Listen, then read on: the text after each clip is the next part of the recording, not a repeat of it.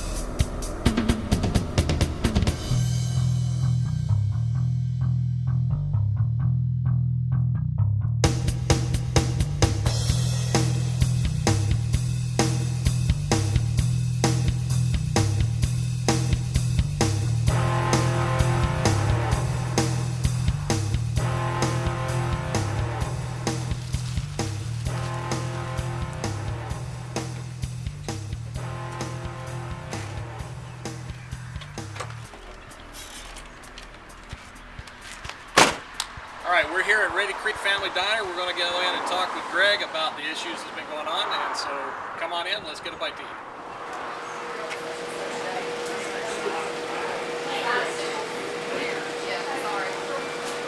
Alright, Greg, so you were telling me before we got started here a little bit about how this come about.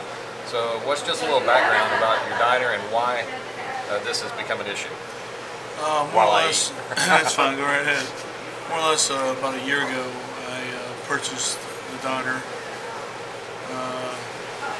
and everything's kind of had its ups and downs as any new business will. And about 6 months into it, we had I take that back, probably about 9 months into it, we had two individuals come in that apparently didn't speak or read any English. Okay. And I know very little English. I know enough to know when I'm being cursed at. I can't have Very little Spanish. Right. Okay. I can't really speak very articulately or convey any type of thing to anybody outside of curse words.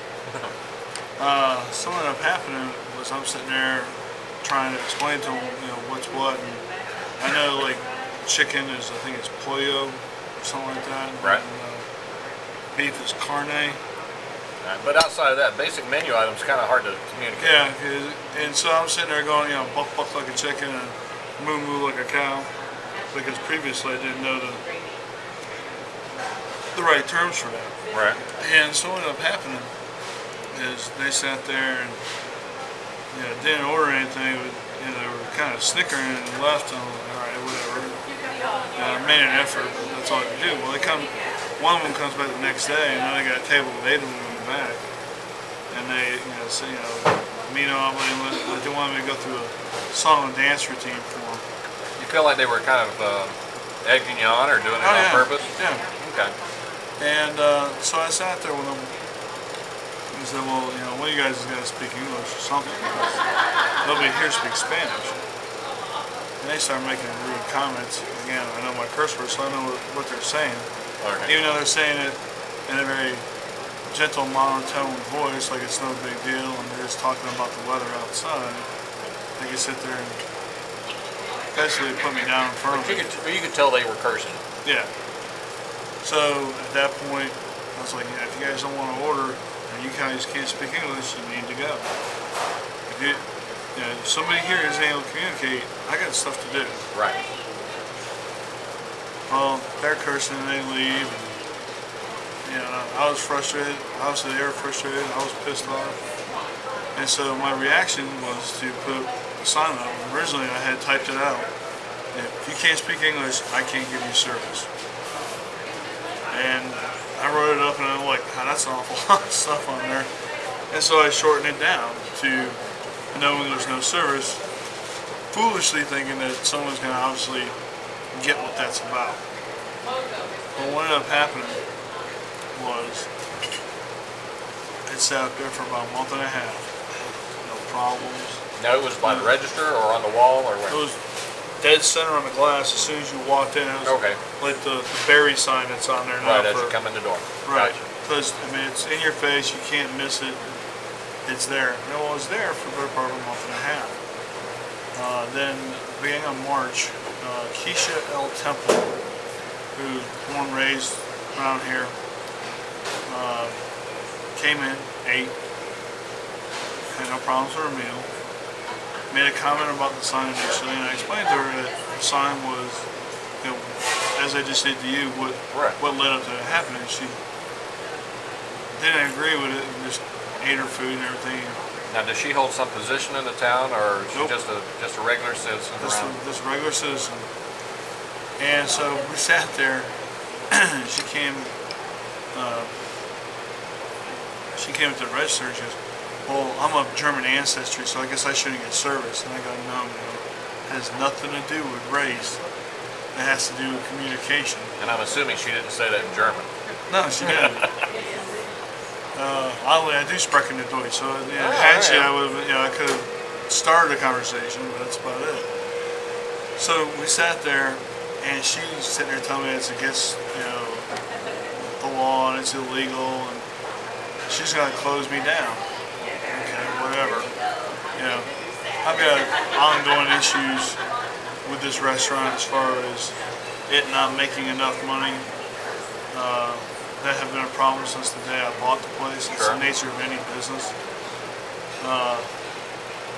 But actually, in reality, Keisha Temple helped me a great deal. In January, there had been a review of the restaurant that was on the front page of the Davidson Reporter. Right. Extremely favorable. The Friday following that article, I did close to $2,000 in 4 hours. And of course, everyone's excited and it kind of feigns off. And Sure. when Miss Temple does her stunt was just when it had feigned off. And so she sits there and writes up on her Facebook page, and we're hearing about the 95 to 100 comments on her page. I'm like, whoa, that seems like a lot of it. Now, the comments were which direction? How did Well, they see, go? initially I didn't have access to it. Oh, okay. But 2 or 3 of my You mean customers. she didn't friend you? No, she didn't. Imagine that. Oh, wow. 2 or 3 customers here are on our front page as well as an employee, and they actually gave me a write-out. And the 95 to 100 comments were her and 3 other friends debating the topic, going back and forth, back Okay. and forth. Some were for, some were against. Well, when she initially left, I was on my way to the bank to go get change for the day. And my kitchen manager called me up and he'd taken down the sign. I said, "Well, why'd you do that?" He goes, "Well, the magistrate called up here and said we're being sued, and if it wasn't taken down right now, we're gonna get closed." And I went, "Okay." He's trying to protect my business, and I appreciate that. Yeah. So I'm downtown, I go to the criminal magistrate, and she's got no idea what the hell I'm talking about. So who called him and told him that they were being Miss sued? Temple. Oh, really? Miss Temple called up here posing as A government official? yeah. And I've already talked to the police about that. Without a voice recording, I can't really prove it. Right, but it's definitely something that to keep in mind. Right. I had several things I needed to get to that morning, so I came in early, about 8 o'clock. I roll into the parking lot, and lo and behold, there's WXII, CNN, Lexington Dispatch, Charlotte Observer, phone's ringing off the hook, Yeah. and I'm like, what's going on? Well, apparently, because of all these people pinging this thing away, they came want to talk to me and do a. Is this a raid? Yeah. What's going on? So I did an interview with WXII, who, seemed to keep punching the whole racial angle on it. I said, it wouldn't matter if they spoke French, Russian, or Portuguese. I don't know any other language than English. So they go down to the pallet company and basically insinuate to them that it's a color issue. I'm not letting certain people a certain color in there. And so I get a couple of phone calls that are, threatening and all that other stuff. Well, of course, I get on the phone with Time Warner and go, hey, listen, I need to have an anonymous call rejection now. Not an hour, now. As soon as they did that, I didn't have any more of those phone calls.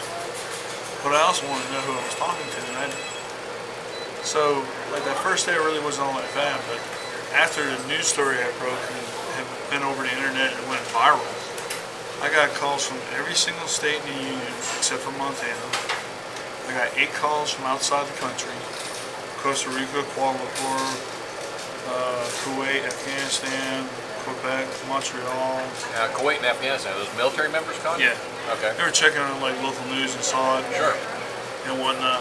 And the thing of it is that what really kind of bothered me was that the newspapers portrayed it pretty fairly. As did Fox 8 News, CNN, everybody else portrayed it accurately. But every single local radio station, 104, 92, all those guys went for the racial angle. That's a shame. And it ran it in the ground. But the thing of it is they never contacted me.